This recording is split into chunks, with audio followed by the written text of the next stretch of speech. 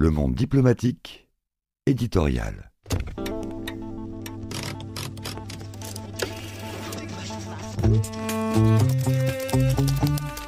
La piste d'Istanbul, un éditorial de Benoît Bréville, Le Monde diplomatique, juin 2024, lu par Thibaut Delavigne.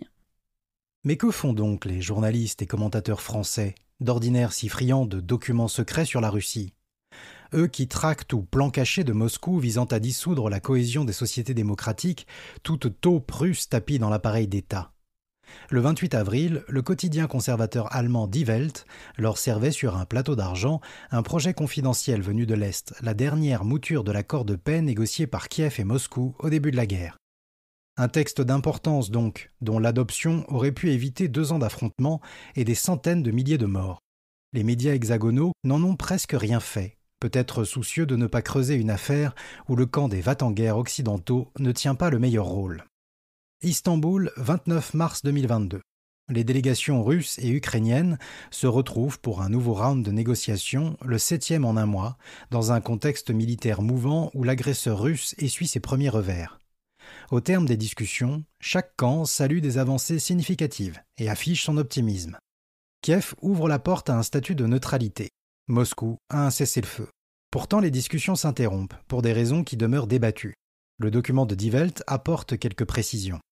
D'après la version officielle, la révélation des massacres de Boutcha dans les premiers jours d'avril aurait changé la donne, convainquant le président Volodymyr Zelensky qu'il ne pouvait plus négocier avec des génocidaires. En réalité, les échanges continuent, en visioconférence, près de 15 jours après la découverte des crimes de guerre, jusqu'au 15 avril.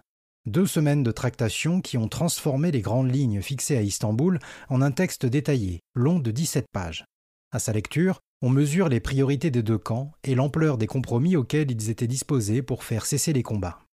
Plutôt que des conquêtes territoriales, la Russie cherche à obtenir des garanties de sécurité à ses frontières, en posant dès le premier article la neutralité permanente de l'Ukraine qui accepterait de renoncer à toute alliance militaire, d'interdire la présence de troupes étrangères sur son sol, de réduire son arsenal, tout en gardant la possibilité d'adhérer à l'Union européenne.